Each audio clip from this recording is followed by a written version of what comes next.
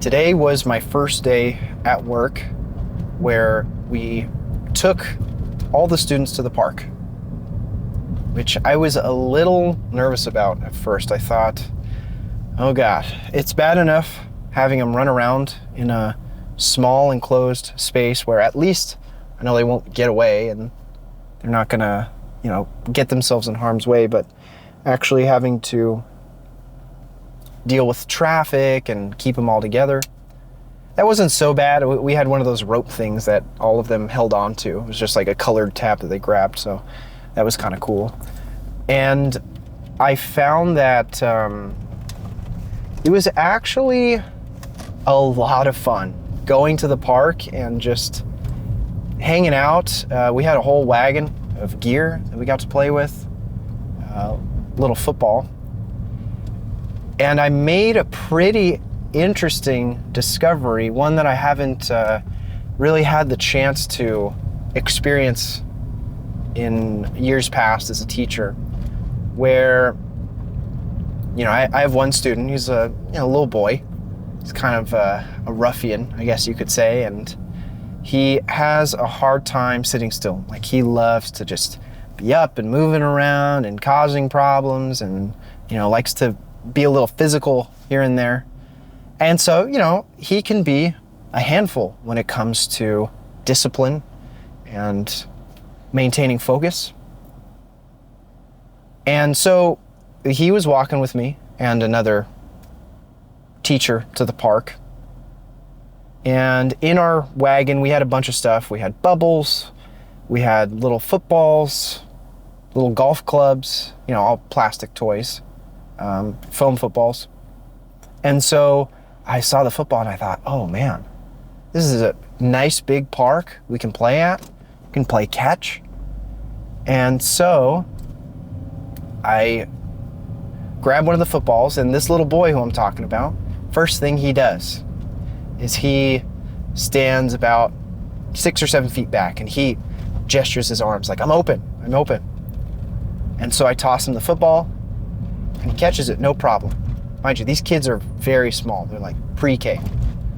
So he catches this football, no problem. And then he tosses it back to me. And I fumble the ball. This kid's got an arm, okay? He's throwing it pretty fast. I'm like, okay, cool. Can play catch. And so for the next, it must have been 45 minutes or so before we had to head back to the actual school location. This boy and I were playing catch, and the reason I bring this up, what was so interesting to me was being able to share a different dynamic of common interest, right?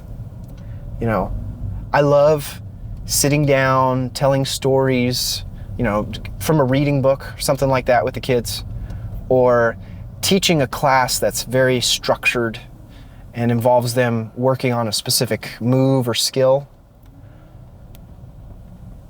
But this was a different avenue where he and I were basically just hanging out. There were no rules per se, other than, like you can't run over to the street or basic stuff. But we were just hanging out and tossing the ball around, and seeing that dynamic, that unstructured play, was really interesting because I had a completely different opinion at that point. And I think this is why it's so important when sports teams do bonding, things like that, stuff outside of the sport that they play, where they go and they get a pizza, or they go play golf, or maybe they go play paintball, my favorite. And you develop a new dynamic, a new relationship, because here's the thing, when you play a sport with each other, there's already sort of a sense of ego forming, a sense of hierarchy, right? The guys who are in certain positions carry themselves in a certain way and interact with their teammates in a way that, maybe for the most part, everyone accepts what those roles are and gets along. But when you do something that is team bonding, truly team bonding, usually everyone is starting back at level 1. No one knows what they're doing, right? You could have the greatest basketball team in the nation, going to play paintball, and if most of them have little to no experience, then they're all on the same playing field. And again, it's unstructured, so you're having a good time. There are some slight goals, right? Like you're trying to win by eliminating the other team.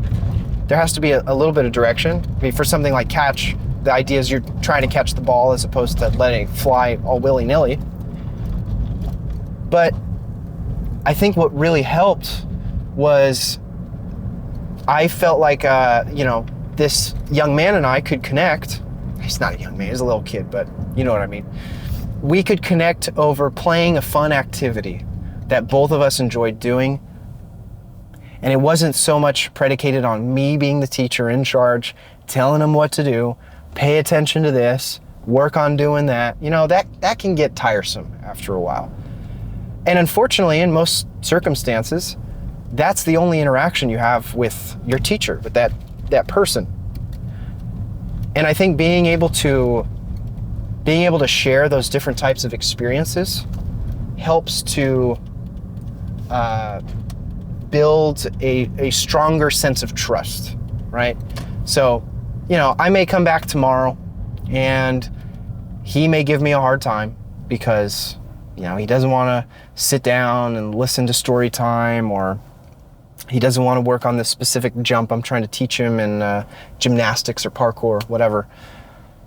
But at the very least, he will know, and I know, that there is something that we both share in common that may build a sort of mutual respect. And, this obviously is not to the same degree as like teammates on a sports team, because they're adults, they're much more mature, hopefully.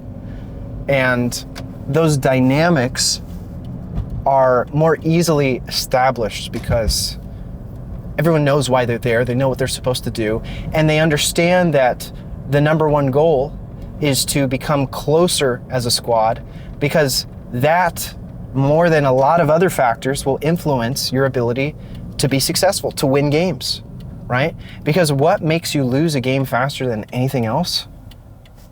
People start arguing, people start bickering, debating. I'm the one in charge, I know what I'm doing, you're the one who's screwing up. Doesn't help anyone. So that was a cool little experience. Maybe I read way too deep into that, but I think that's one of the cool things about being a teacher is you start to see the sort of roots of how human connections form and how you can start to reframe your opinion of someone based on mixing up the interaction, doing something completely different, leveling the playing field. I'm not a football player by any stretch of the imagination. As you could tell, I fumbled the first ball. But I got to have fun playing catch, and so did he. Maybe he loves football.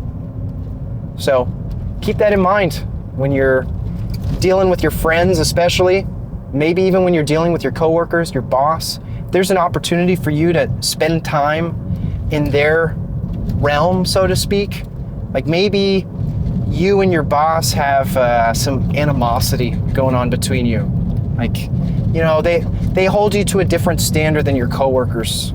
They have a different expectation. I challenge you to figure out what it is that they like, your boss. Maybe they enjoy fantasy football, or they're a gamer, or maybe another good easy example. Maybe they like to watch NASCAR. I don't know. Any one of those things. If you voluntarily decide to partake in that, say, hey, one of these weekends you want to meet up, and even though you know nothing about it, you're going to be curious, you're going to ask questions, and you're going to be truly interested, not because you care about that thing, but because you care about understanding the person who has a passion for it.